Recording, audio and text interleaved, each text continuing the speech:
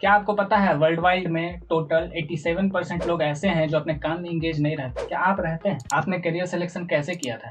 According to AISHE 2019-20 ये एक सर्वे होता है। इसके अकॉर्डिंग ये पता चला है कि 70% इंजीनियर्स ऐसे हैं इंडिया में जो पोस्ट ग्रेजुएशन में MBA चूज करते हैं। कभी आपने सोचा कि क्यों करते हैं? अभी आप ऐसे स्टेज में होंगे जहां आप या तो करियर सिलेक्शन कर रहे होंगे या करियर चेंज करने के स्टेज में होंगे, लेकिन ये करने की जरूरत पड़ती क्यों है? अगर हम लोग सही करियर सिलेक्शन करेंगे तो इन सब चीजों का जरूरत पड़ेगा ही नहीं हम लोग को। लाखों लोग ऐसे हैं इस टॉपिक से रिलेटेड जो हमेशा करियर को लेकर परेशान रहते हैं। तो आज हम लोग अपने वीडियो में यही जानेंगे, आप, मैं और हम जैसे जितने भी हैं स्टूडेंट्स या जो भी वर्कर्स हैं वो कैसे करियर सिलेक्शन कर सकते हैं। तो करियर सिलेक्शन से पहले बात यह आती है कि करियर के बारे में आपको आइडिया कितना है। आपको क्या पता है कि कितने तरह के कोर्सेज हैं, कितने तरह के प्रोफेशंस हैं जिसमें हमको अच्छा करना है या हमको इंटरेस्ट है। इसी से रिलेटेड डिफरेंट टाइप के सर्वेज हुए हैं जो हम आगे भी देखेंगे। और पहला सर्वे है जो CSIR और NML के द्वारा किया गया था। इसमें पाया गया कि 40% स्टूडेंट्स क्लूलेस थे अपने करियर को लेकर और 30% स्टूडेंट्स ऐसे थे जिनको इंजीनियरिंग के बारे में पता था।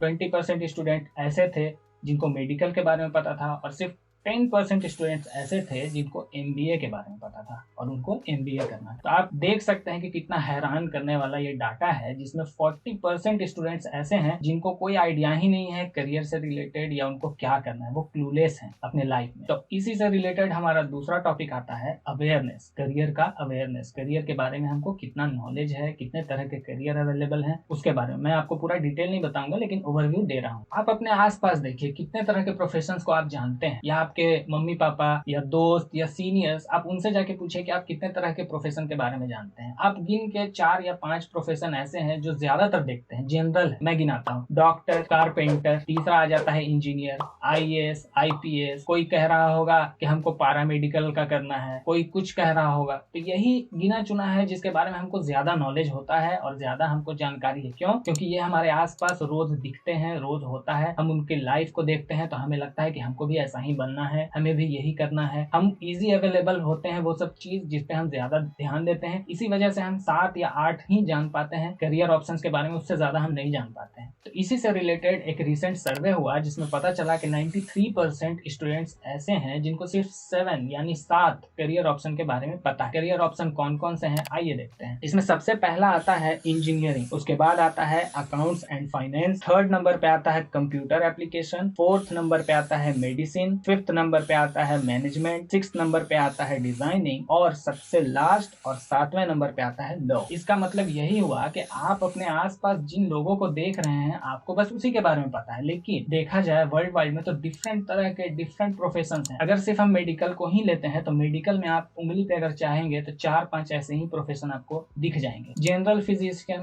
कार्डियोलॉजिस्ट, न्यूरोलॉजिस्ट, 3 तो ऐसे ही हो गए आपको। उसके बाद मेडिसिन एक अलग डिपार्टमेंट होता है जिसमें जो डॉक्टर होता है वो सिर्फ मेडिसिन वाले पे या जनरल फिजिशियन कह लीजिए उस पे फोकस करता है। आंख का डॉक्टर होता है, ठीक है, कान का होता है, ENT होता है, ईयर, नोज, टंग। तो इतने तरह के एक ही फील्ड के अंदर है, हम इस सब डिवीजन को नहीं देख पाते। हम सिर्फ ये जानते हैं कि डॉक्टर है, इंजीनियर है, कोई वकील है। वकील है तो वकील में भी डिफरेंट तरह के प्रोफेशन हैं। वकील अकेला नहीं करता है कुछ, वकील के भी नीचे लोग होते हैं, उनके साथ भी होता है, उनके साथ स्टेनोग्राफर होता है जो टाइपिंग करता है। आप कोर्ट का अगर कभी सीन देखेंगे मूवी में या कहीं भी तो आप देखेंगे कि जज कुछ बोलता है, खुद से कुछ नहीं लिखता है, वो बोलता है और अगला आदमी रहता है टाइपराइटर लेके, या कंप्यूटर का आजकल जमाना है तो कंप्यूटर लेके, और वो जल्दी जल्दी टाइप करता है। तो वो प्रोफेशन कौन सा है, कभी हम इसके बारे में जानते हैं वो क्या करता है? और सबसे बड़ा डिमेरिट हमें यह है कि हम सिर्फ सरकारी नौकरी पे जा रहे हैं, हमको डिग्री चाहिए, उसके बाद सरकारी नौकरी चाहिए, हमको क्या करना है लाइफ में इस पे हम नहीं जाते। ये सर्वे हम लोग को यही बताता है कि सिर्फ 93% स्टूडेंट्स ऐसे हैं जिनको ओनली 7 करियर ऑप्शन के बारे में पता है। बाकी जितने तरह के हैं डिफरेंट डिफरेंट टाइप के, उसके बारे में हम अगले वीडियो में जानेंगे,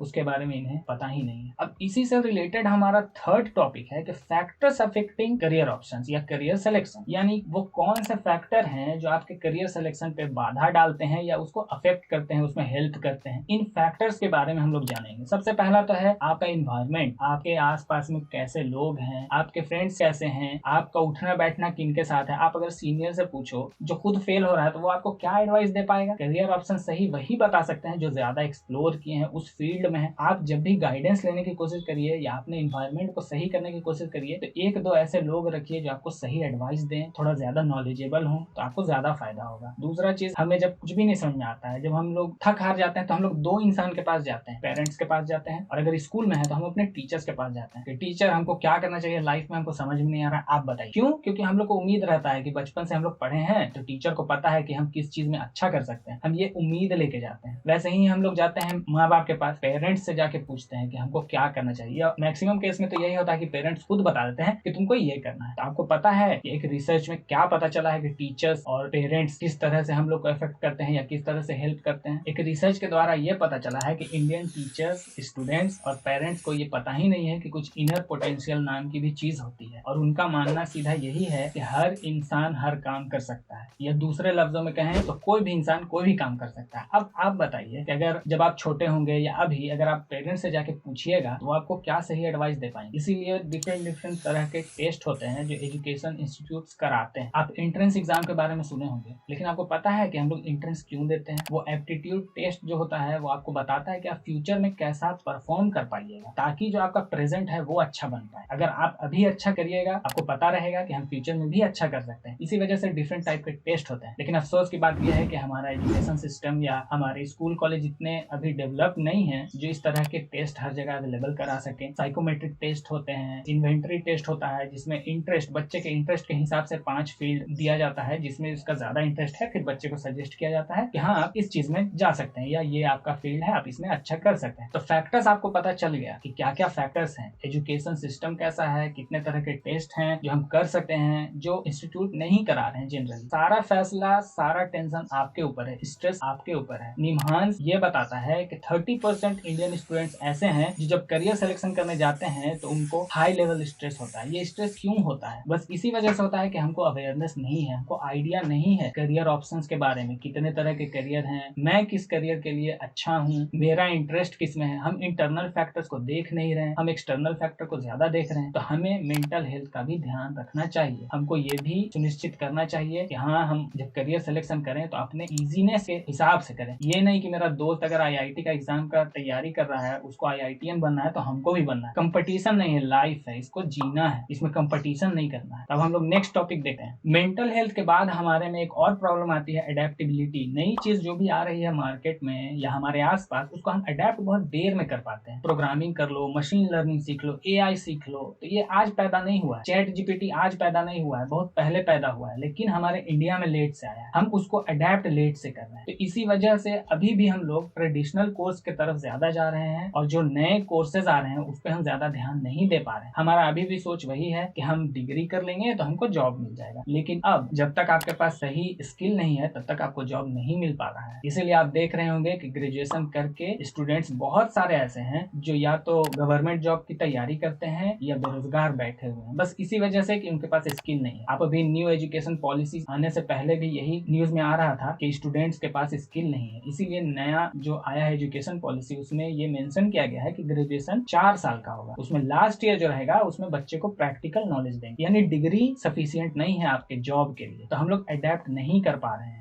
ये भी हमको ध्यान में रखना पड़ेगा कि हमको अडेप्ट भी करना है। और एक और है मिनिस्ट्री ऑफ एजुकेशन, जिसके द्वारा ये पता चला रिसर्च में कि स्टूडेंट्स जिनको करियर गाइडेंस मिला है वो 25% बेहतर परफॉर्म कर पाते हैं अपने लाइफ में। अपने करियर सिलेक्शन जो हुआ उसमें जो उनको गाइडेंस मिला उसके बेसिस पे, ये भी हम लोग को ध्यान रखना चाहिए। तो आप अब तक सोच रहे होंगे कि टॉपिक का नाम था साइकोलॉजी ऑफ करियर सिलेक्शन, लेकिन इसमें साइकोलॉजी तो कुछ दिखा नहीं। साइकोलॉजी यही है मेरे दोस्तों कि आपके माइंड में जो चल रहा था या डिफरेंट पीपल के माइंड में जो चल रहा है, मैंने उसको एक वीडियो में आपको बता दिया। हो सकता है इसके बारे में आपको पहले से नॉलेज होगा, लेकिन इतने डेप्थ में नॉलेज नहीं था। तो अब आपको नॉलेज हो चुका है। अगर आपको अभी भी प्रॉब्लम है तो आप किसी भी साइकोलॉजिस्ट से जाके मिल सकते हैं। वहाँ आपके डिफरेंट तरह के टेस्ट होंगे। साइकोमेट्रिक टेस्ट होता है, इंटरेस्ट इन्वेंटरी होता है, एप्टीट्यूड टेस्ट होता है, डिफरेंट तरह के टेस्ट होते हैं। आप बेफिक्र रहिए, आपका करियर सिलेक्शन अच्छा ही होगा। बाकी ये जिंदगी आपकी है दोस्तों, जीना आपको है, तो करियर सिलेक्शन भी आपके हिसाब से होना चाहिए, ना कि एक्सटर्नल फैक्टर्स मेरे या आपके पेरेंट्स पेरेंट्स या आपके टीचर के द्वारा। हम बस हेल्प कर सकते हैं क्योंकि हम एक्सटर्नल फैक्टर्स हैं। आपको ध्यान देना है इंटरनल फैक्टर्स पे। बाकी अगले वीडियो में हम जानेंगे कि कितने तरह के या क्या क्या प्रोफेशंस अवेलेबल हैं जिनके बारे में हमको अवेयरनेस नहीं। तो हम